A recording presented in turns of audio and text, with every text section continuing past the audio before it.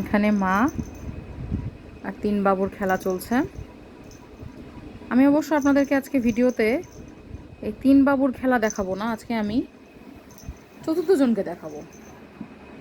এই যে আমি যখন দরজা খুলে ওদেরকে রুমে আনি তখনও সে সবার আড়ালে একা একা বসে থাকে। তাকে অনেক ডেকে ঢুকে আনা লাগে আর কি।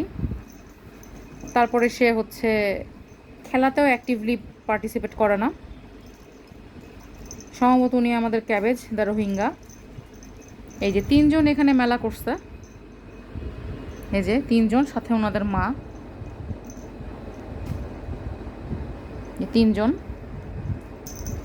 এই যে খেলনা নিয়ে এখন সেই হারে যুদ্ধ চলছে। কিন্তু উনি দেখেন বেশ একা একা কি যেন চিন্তা ভাবনা করছেন। ক্যাবেজ, তুমি কি চিন্তা করছো? আসলে তার কাছে মনে হচ্ছে এই খেলনাগুলো আসলে অনর্থক, জীবনের অন্য কোনো মানে আছে মনে হয়। এবং সে খেলার দিকে মনোযোগী হওয়ার পর ক্যারট চলে গেল আবার গাছের কাছে। এই যে গাছ বেয়ে উঠে গাছগুলাকে ছেঁড়া যায় কিনা এই ধরনের চিন্তা ভাবনা মনে হয়, কিন্তু সে চিন্তা ভাবনা বাতিল করে দিয়ে সে আবার অন্যদিকে চলে গেল। খেলায় এখনও টিকে আছে ক্যাপসিকাম, তাদের মা, এবং পামকিন। ও এই যে এখনও তারা তাদের খেলনা নিয়ে টানাহেঁচড়া চলতেছে।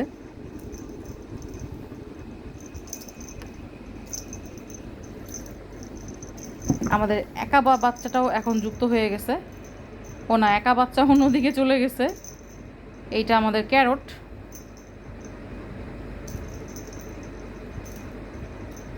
সে বোধহয় অন্য কিছু করার প্ল্যানে আছে।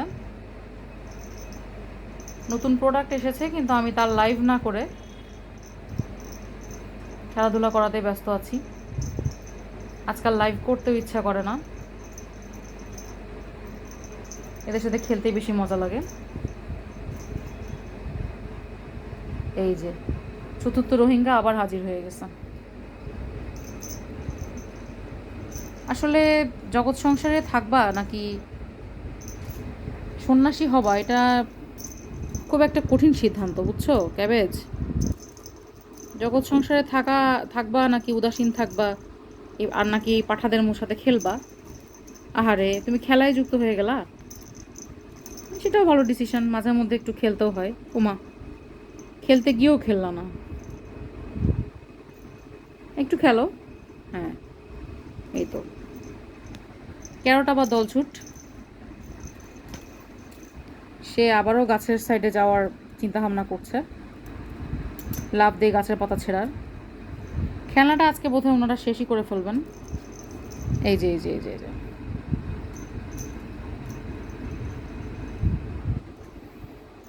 আচ্ছা, আমি খেলনা উদ্ধার করি।